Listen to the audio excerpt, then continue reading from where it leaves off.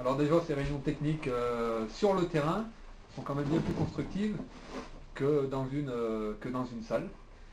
Même si malgré ça, on l'a préparé en salle tous ensemble, Ouais. mais sur le terrain, mettre en application et puis surtout avoir des idées, pas des idées, mais des interventions des autres.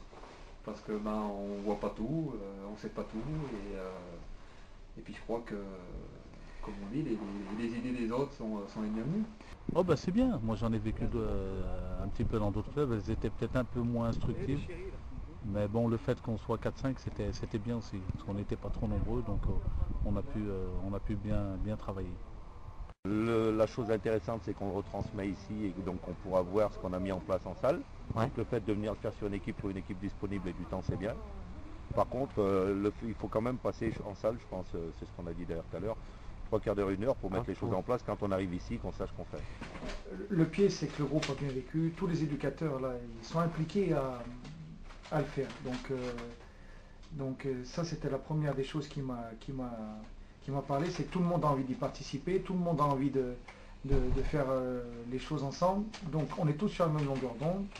La deuxième des choses, c'est qu'une séance terrain, on voit les réalités de ce que vit l'entraîneur. On avait prévu 18 joueurs, ils viennent à 14, il faut se réadapter. On prévoit telle situation, elle vit bien ou elle vit mal, il faut encore s'y adapter, donc c'est génial. Chacun y apporte un petit plus. Et voilà, donc le but du jeu il est là, et l'en faire le plus fréquemment possible. On a décidé d'en faire une par mois.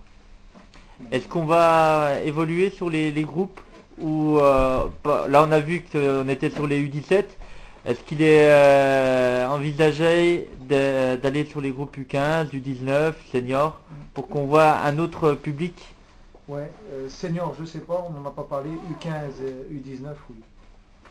D'accord. U15, U19 oui, et de basculer un peu dans tous les groupes, d'aller voir un peu ce qui s'y passe, et ouais, c'est bien, c'est sympa. Après il faudra voir les joueurs.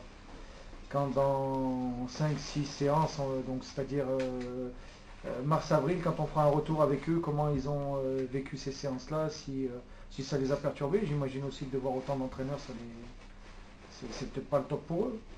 On verra plus tard.